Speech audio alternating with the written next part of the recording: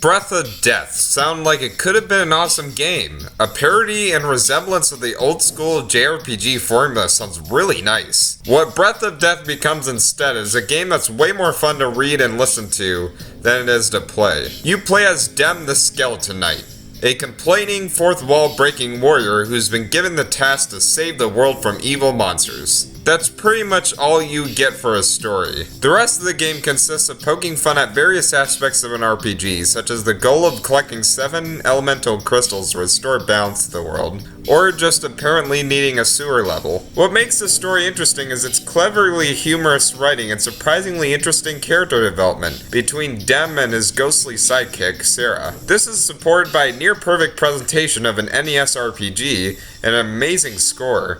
As a TV show, given the addition of voice work, or a movie, Breath of Death would have been a very interesting piece of media, despite its forgettable plot and sometimes not very funny jokes. But as a game, Breath of Death isn't very good. To look at it in a nostalgic perspective, yes, this very much is an old school RPG, but it focuses more on showing what modern RPGs had improved on, rather than what they are missing. Things like grinding, a lack of map, a lot of random encounters, and an unbalanced and less elaborate combat system are all common practices in this game. The combat, which you will be doing a tirelessly amount of, is an old-fashioned turn-based system where you can assign your cast different attacks, one turn at a time. Each character has a basic attack and a set of techniques and magic, which both consume magic points. You can't regain most of these magic points through any mana potions, because there's none to speak of, so you'll have to either grind yourself silly, or find a save point, which will fully restore your mana. This irritated the heck out of me, as mana-consuming attacks were the only option to surviving the next area,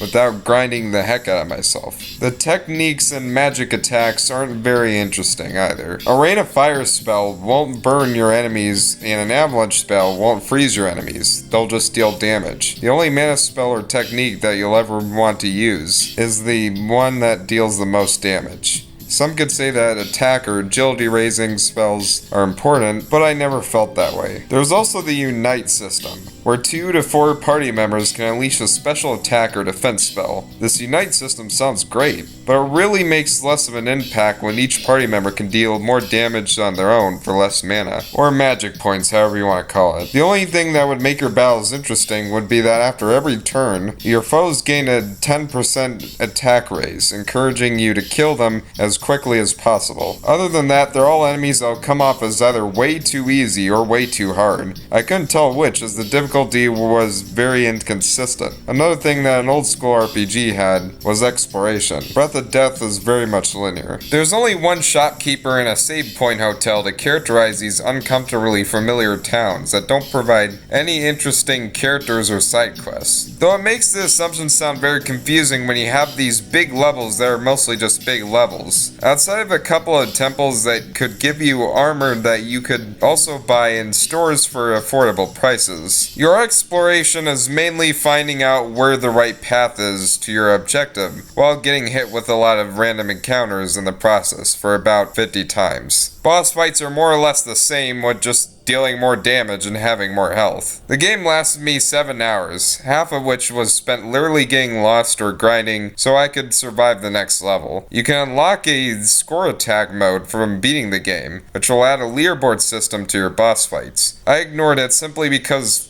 I didn't enjoy the game. Overall, for $2, there are worse RPGs than Breath of Death, but there are certainly better ones, making Breath of Death disappointing.